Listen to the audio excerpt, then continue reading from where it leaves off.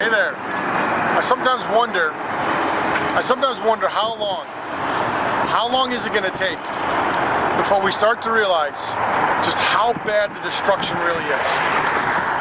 I sometimes wonder what it's going to take to make the people of this nation stand up and say, hey, we're not going to tolerate this mess anymore. You know, we're not here because I like being out in the freezing cold, my hands turning white. I'm not here because I got nothing else to do on a cold Tuesday morning in March.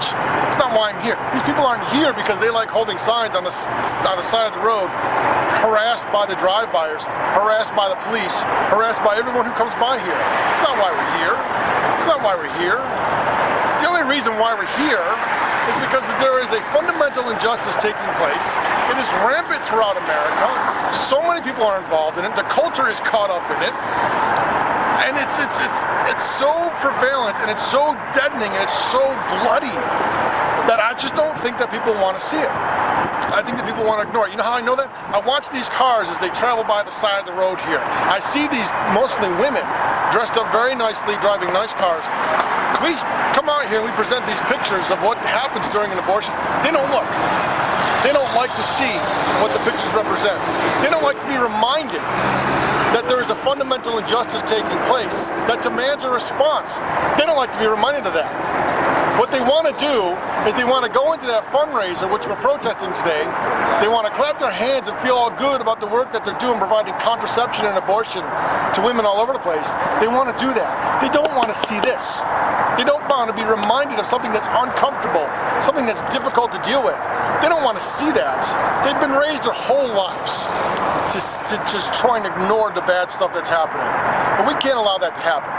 We have to be here as a witness to say, you know, these children that have suffered like this, these children that have been destroyed, these children that have had their limbs ripped apart, they've had their brains sucked out of their skulls, they've had their skulls crushed, they've had their spines nipped. There's an abortion doctor in Philadelphia who's up for the death penalty because of the way in which he killed children during abortion. The death penalty. The DA's office in Pennsylvania is going to charge him with a death penalty. That's not abortion, that's murder. That's cold-blooded murder. We can't allow that to happen, though. We have to be here as a witness for these children who have suffered in a way that we have not. And we can't suffer in this way. You know, maybe we could. Someone just drove by here, screaming out loud, honking their horn and saying, "To the lions! To the lions!" You know, the early Christians suffered greatly for living their faith publicly, for protesting injustice publicly. When they were caught acting as Christians, they were thrown into the Colosseum. They were eaten by the lions. They were slain by the gladiators. They were killed by the emperors. Are we willing to step into the lions, into the den today? Are we willing to be thrown into the Colosseum and offer ourselves as a sacrifice to the Lord God? Are we willing to do that? To step out onto the sidewalk and say publicly, not personally, because a faith lived personally that doesn't affect what you do publicly is a useless, dead, no good faith. If you think you're a Christian privately and you do nothing publicly about the injustices that happen, you are a dead soul.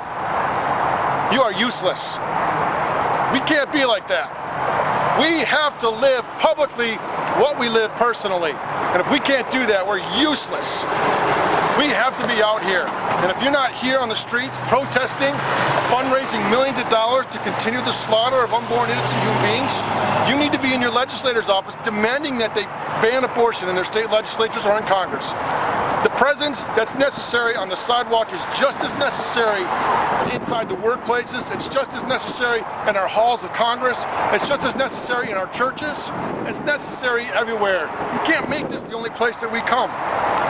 You know, when they were at the foot of the cross, the apostles, Mary and John, they were watching Jesus Christ be crucified, bloodily ripped apart, and they were powerless to stop that injustice. They were powerless. The only thing they could do was be a presence.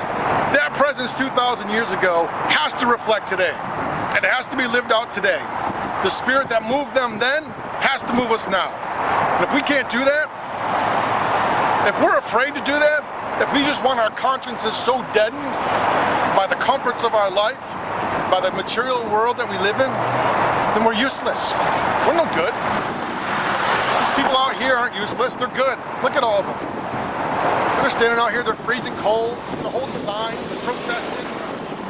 They're powerless too in the presence of this overwhelming evil that has inflicted our culture. They're powerless. They can stand and they can provide a presence. Christians 2,000 years ago couldn't do that. We can do that now. You have no excuse to not be out here at all.